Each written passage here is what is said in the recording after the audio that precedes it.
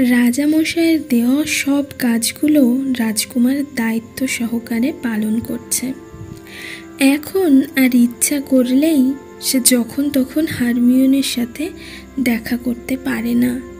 কাল রাতে একটু সময় পেয়েছিল বলেই সে সবার আগে হারমিওনের সাথে দেখা করতে ছুটেছিল। রাজকুমারের হাতে এখন কাল রাতে দেওয়া হারমিওনের সেই রুমালটি। রাজকুমার রুমালটা নাকে ধরে প্রাণ ভরে শ্বাস নেয়। এতে সেই বাদামি চুলের সুন্দরী মেয়েটির গন্ধ আছে। যাক, অবশেষে রাজকুমারের কাছেও হারমিওনের দেওয়া কিছু একটা আছে। রাজকুমার রুমালটা ভাঁজ করে আবার কোটের ভিতরের পকেটে যত্ন করে রেখে দিল। কাল রাত থেকে এ পর্যন্ত সে কতবার যে রুমালটা শুকেছে। একটু সময় পর পর রুমালটা বার করে শোকা তার অভ্যাসে পরিণত হয়েছে।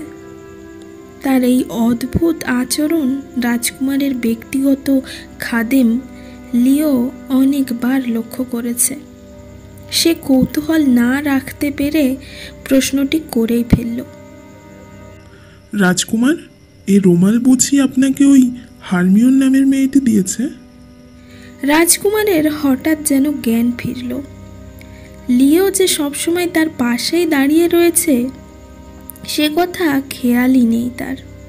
সে বলল, তুমি এখানে কি করছো? কিছুই না, দাঁড়িয়ে আছি। তোমাকে দাঁড়িয়ে থাকতে কে বলেছে? আপনার কাছে দাঁড়িয়ে থাকাই তো আমার কাজ, যদি আপনার কোনো কিছু প্রয়োজন হয়। ও, তাও তো ঠিক। আচ্ছা ঠিক আছে, তুমি এখন যাও, বিশ্রাম করো। প্রয়োজন হলে আমি তোমাকে ডেকে নেব। দরজায় আরও দুজন প্রহরী দাঁড়িয়েছিল। রাজকুমার তাদেরকেও চলে যেতে বলল। ওরা চলে গেলে রাজকুমার আবার কাজ করতে বসল। কি হয়ে গেছে তার সাথে? কাজে মন বসছে না, কেবলই হারমিওনের খেয়াল মাথায় আসছে। নিজের অজান্তে রুমাল বার করে শুকছে। না, কাজের সময় কাজ, অন্য কোনো কিছু নয়। ডিটেকটিভ ভি সে। এমন করে কল্পনার জগতে হারিয়ে গেলে চলবে না। কিন্তু এ কি হয়েছে তার? কিছুতেই মন বসছে না কাজে। কি যেন একটা অস্বস্তি হচ্ছে তার মনের মধ্যে। রাজকুমার উঠে আসে বারান্দায়। আজকের দিনটা রৌদ্রোজ্জ্বল একটি দিন। সূর্যের আলো শটান এসে পড়েছে বারান্দায়। মাথার উপরে বিশাল বিশাল সব কাঁচের কারুকার্য করা ঝাড়বাতি। রৌদ্র লেগে রং বেরঙের আলোতে চিকমিক করে উঠছে। রাজকুমার সবসময় এই সব অকৃত্রিম সৌন্দর্যগুলো উপভোগ করে, তবে এখন তার ওসবে মন নেই। সে দূরে দৃষ্টিপাত করে। সেই যে দূরে ছোট্ট হান নদীটি দেখা যাচ্ছে।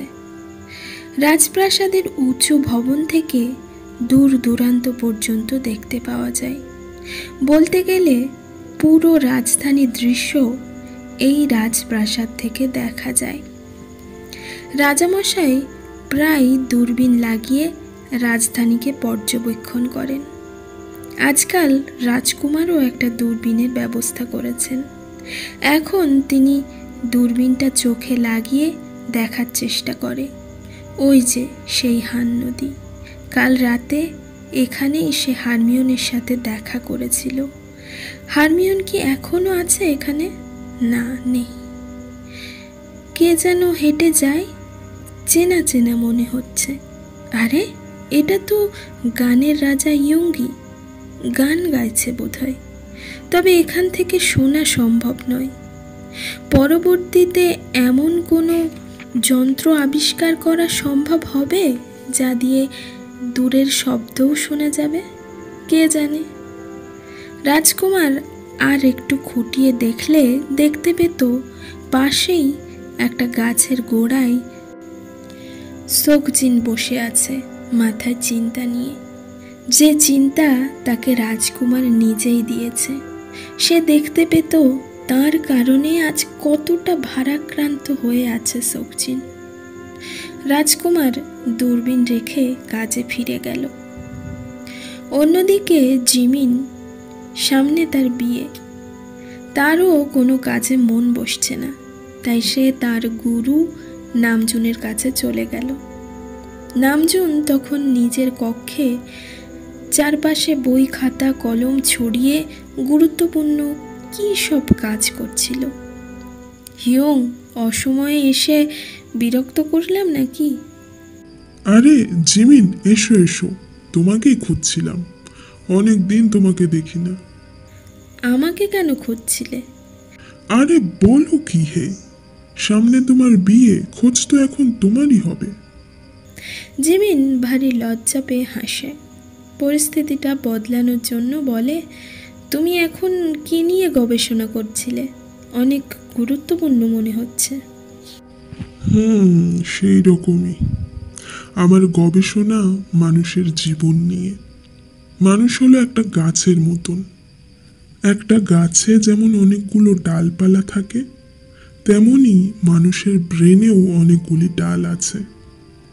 যেমন আনন্দ, দুঃখ, উৎকণ্ঠা, উদ্বেগ, বয়স বাড়ার সাথে সাথে এগুলোও বাড়তে থাকে।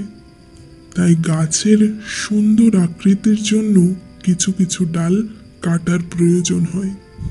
এমন করে একদিন তোমার জীবনটাও একটা সুন্দর গাছের মতো হয়ে উঠবে।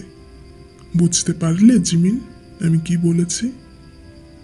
জিমিন মুগ্ধ হয়ে বলল, হিয়ং, এই জন্য তো বারবার তোমার কাছে আসা।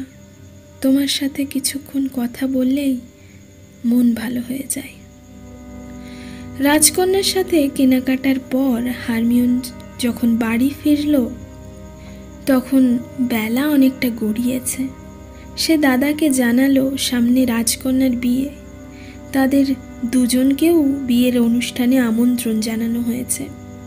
শৌখিন মুখে হালকা হাসল, তবে তার মন মোটেও খুশি হতে পারছে না এ ব্যাপারে। এটা অনেক বাড়াবাড়ি হয়ে যাচ্ছে না? কেউ কখনো স্বপ্নে ভাবেনি যে রাজ পরিবারের বিয়ের অনুষ্ঠানে তাদেরকেও আমন্ত্রণ জানানো হবে।